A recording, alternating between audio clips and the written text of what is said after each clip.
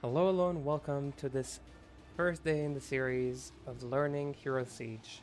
In this series, I'm hoping to both learn how to play Hero Siege and kind of get more well versed in the game, while also helping other people to learn alongside me. Or if people are just entertained in watching me learn this game, then hopefully this will be the series for you. On the first day, for the most part, I went through normal difficulty and learned the basics of the game. And if I had to say two things about this game that I really want to convey, one of them is that I'm really ashamed of myself to have let this game sit so long in my backlog in Steam and just let it rot there. That was such a grave mistake. This game is so amazing. I'm so happy that I finally did get into it. That's the first thing. And the second thing is, I think for people who often get frustrated with learning new games, getting into new games, I think this is a really good game for you. I know that for me, I had like a real headache trying to get into PoE 1, and there's some other games that really also kind of made me kind of tired from playing them, like Titan Quest. So if you are kind of in that category that you sometimes get really annoyed with stuff, trying to do too many things at once, and you get overwhelmed with information, this might be the game for you. So with that said, let's get started. I chose to play online. You can play locally as well. You can play with people locally as well if you are into that. But I chose to play online. And you can see that I made one character. It's level 61. There are about 100 levels from what I know in the game. But there are also extra leveling stuff that you do afterwards, or extra grind that you do afterwards. The game kind of starts at 100, and all the way there is kind of like a prologue, or that was my understanding at least from what people said. So as you can see, we have a ton of slots, so there is a lot of room for experimentation and learning and trying different characters. And I'll just shock you for a moment. There is a ton of classes too. Each class seems to have two main skill trees. And for the most part, there's not a lot of reason from what I know to make more than one character per class. Because you can always respec them as something that's really cool about this game. It really encourages experimentation. You have infinite respecs for your stats, for your skills, so you can always kind of like learn more and try different things. But you can make more characters of the same class, I'm sure, for different gear. So that's all the classes. The first thing I did was just kind of read over the different skills. It was like really nostalgic seeing a lot of these skills. You will be, if you played PoE or if you played D2 and probably other games, you'll recognize a lot of these skills. This game is really fitted, I think, for people who are experienced in ARPGs, and it takes a lot from your knowledge from other games and just implements them in this game in a very smooth way. I really enjoyed that. After reading all sorts of classes and listening to their kind of like small one-liners that they say that I found really funny and amusing, I decided to go with this character called Jatoon. This is basically cold sorceress from D2. There's also like a lightning sorceress and a fire sorceress. They exist here in one way or another. A lot of skills that you've seen, that I've seen in D2 and in other games, exist here. So if there is a skill that you like specifically coming from D2, I know that most of the people who watch me are coming from there, then if there's a skill you like, you might find it here. I saw that there is an Orb of Frost here. Obviously, this is Frozen Orb. And as a big fan of Frozen Orb, I was just like, okay, let me just play a build around this. I just thought it would be cool. That's why I chose this class. And once you choose a class, you can customize them visually, which I didn't do, and you go into the game. So once you're here, this is kind of like the main menu, and you can create a game. Sorry, something that I kind of forgot to mention. When you're choosing a class, you got three game modes. Hardcore, softcore is like, we know what that is. It's like a hardcore, you die once, you die in real life. And in softcore, if you die, you don't die in real life, and you can keep playing your game. Season, off season, just characters that are on ladder or off ladder. And Odyssey is an SSF mode. That's really cool. I think that they made a specific mode for SSF, so you can also have SSF ladder. So you have SSF season, SSF off season. I think that's really cool personally, and I'm really glad they have this kind of option for them as somebody who really enjoys doing SSF in general.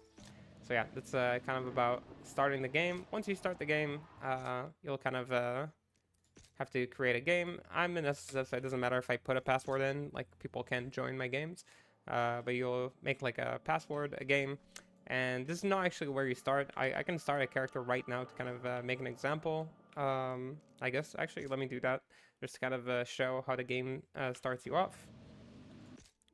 So let me just choose the same character just so I don't confuse anyone. And yeah, we'll choose this, create game. And you'll see that there are 4 difficulties here. I was told that there are more, but that's what I'm seeing. So yeah, you start on normal, you unlock them by finishing one of the final bosses, and yeah, and then you move on to the next difficulty. We know this from D2. This exists in other games as well, so everybody should kind of know what this is about. As you can see, once you create a game, you'll start here. This is kind of like the tutorial area, and you'll get kind of a weapon. You'll see that you get like your skills. You can always reset your skills and attributes, so you can put all your stuff into intelligence, vitality. As a caster, you learn very fast that intelligence is your damage, energy is your mana pool. If you need more energy, then you can put points in it. Vitality is important for everyone. A tip somebody gave me is to always put 2 points into vitality and 2 points into my main damage type. I somewhat followed that. I put a little bit more into intelligence because I like damage, but you should basically just put enough vitality to feel comfortable and enough energy to feel comfortable, and the rest you put into your damage. If you're a strength-based damage, dex-based damage, then you can go with that. I don't know who puts points into armors. I'm sure there is somebody, but I'm just not that, not that informed about this game yet. So as you can see, you have 2 layouts. Something I really liked about this game is that it lets you experiment a lot. But not only does it let you experiment, it can also let you save different setups for people who like experimenting with different skills. This is really a godsend. And as a first day player, I actually didn't get to touch at all, not mercenary or hero level. I don't know what these are. I assume that they're relevant later on. That's kind of like how the game starts. You start with no items, and then you get these kind of like tutorial stage. Really a godsend again. Having a tutorial in these games is not obvious. A lot of games don't have them, and it really made the game very digestible. Now, the game does have incredible amounts of information. If you go into this journal, you'll see that there's a ton of like information about rune words, crafting, jewel crafting, prospecting, all sorts of words that you're not sure what they always mean. And the cool thing about this game is that you really don't have to learn all of it immediately. The first day that I spent just like playing normal, delete. Oh, it's nice, failsafe, very smart. So the first day that I played, I basically just played normal difficulty. I just finished it. It took me about 9 hours to do, while finishing almost all of the quests in the game. Apparently all quests are optional in this game, so you actually can skip all of them if you want to, but they give you experience, they give you gear sometimes, so you can do it. Another thing that I kind of learned on my first day is that's my main setup. So here you can see that like in my setup I have like a bunch of intelligence, bunch of vitality, and I have like this Orb of Frost maxed, and I maxed like synergies to it as well. I don't know if that's like the optimal way to do it, that's just what I ended up doing. So yeah, you can cast in town, so you can see I have like my teleport, I have my Orb of Frost, and you'll see that I have these little plus signs. Once you get to every 5 levels that you level up, you also get 1 point in this kind of little skill tree. It's a secondary skill tree that kind of emphasizes what you like to do in the game. So you have like cooldown reduction, you have like these kind of special augmentation. It says the second level requires level 70, where it adds like another orb, or it does like a chain frost between them, makes like a big orb. There's all sorts of things you can do, which is really cool. It really emphasizes how much like player expression there is in this game, which I really enjoy. I feel like I could spend so much time exploring this game and kind of like enjoying the different things you can make. Anyway, this is kind of the first time that you get to after you finish this tutorial area back there. And generally, again, in the first day, I haven't used any of my gold. This is all the gold that I made. I haven't used any of my gold. I haven't used like materials. You can see that the inventory is kind of like main, extra. There's a ton of like space for items. There is space for gems, space for other materials. And generally speaking, I didn't have to learn any of it. I just kind of learned about skills on the first day, about items, which affixes do I like. So you'll see that like all sorts of items have plus skills. You'll recognize most of these affixes from other games like damage affixes, attack speed, attack rating, lifesteal attributes, resistances. And I just kind of tried to figure out what amps my damage and what doesn't. You can always check like how much damage you're doing, what's your average DPS. So if you're not sure if something is good or bad for you, I just kind of like came here and checked. Like I just was like, okay, I'm not sure if what I'm doing is helping me, so I'll just go here. I'll check if my DPS is going up, going down. That was like my way of like making sure that what I'm doing is useful. Other than that, I learned very fast that you have all sorts of rarities of items, very similar to D2. You have the white items, rare items, and it seems like the rarer the items are, the more affixes they end up having. You have these kind of yellow items, they are rare. You have, I don't have any right now on me.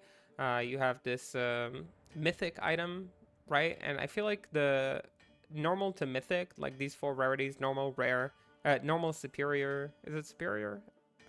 Yeah, normal, superior, rare, and mythic. They seem like the basic levels. There's also tiers of items. I'm not sure what the tiers stand for yet. I'm assuming that's kind of like the quality in D2, but I don't really know if that's the case.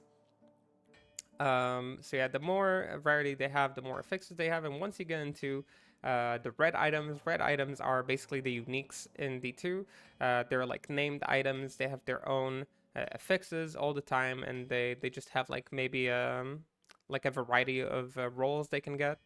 But yeah, these are the uniques. Green items are also considered satanic. So red items are satanic, green items are satanic, but they are also set items. And from what I understand, there are uh, more rarities of items like angelic and heroic, but I haven't encountered any of them yet. So I guess they'll just show up eventually, you know? We never know when they come up. I'm saving set items as always to just kind of, you know, learn about the items and kind of get more familiar with different stuff.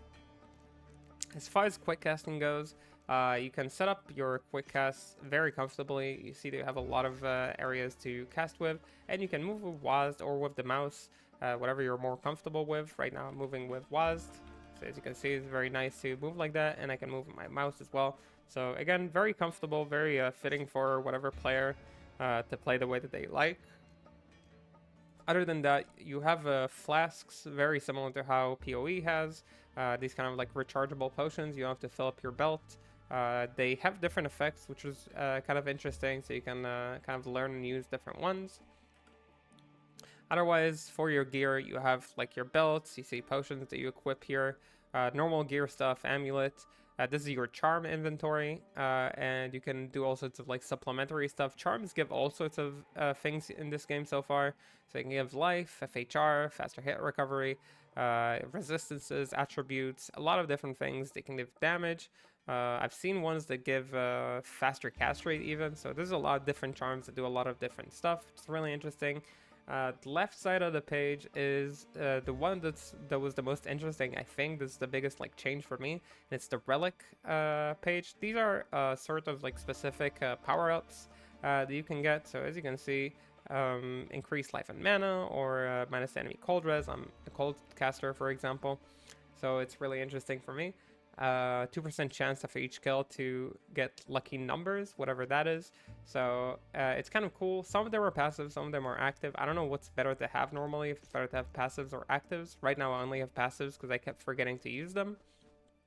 And the most interesting thing I found about them is that once you have your slots filled, you can either destroy a relic to replace it, or you can like destroy the relic that's on the ground, but you can pick up relics and put them in your inventory, which is an interesting choice. It's kind of like locking you into what you have, so you can't really swap them around. I wonder why it is like that, or maybe I'm misunderstanding how they work, but that was kind of like my first day experience with the gear.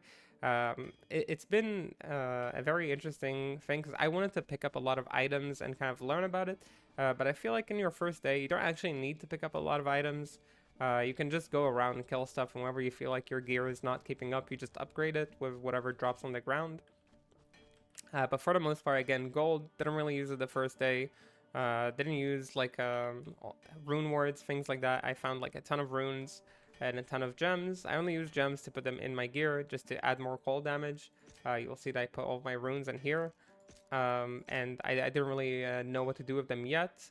You do get a list of all of the... Where is it? If you go to the journal, this is kind of like your information book. So you can see it teaches you about like rune words, about like all sorts of things that happen in the game, areas, and things you interact with, right? So you can learn all the information is here if you want to, but you can take your time with it. Here there's a list of rune words. You can sort them based on like from the lowest runes to the highest runes. Once you get to like level 50, I think, or level 40, there are rune words that you can start wearing. So again, here I think it's like one of the lowest rune words, Flesh Ripper, that I've seen, or Scholar.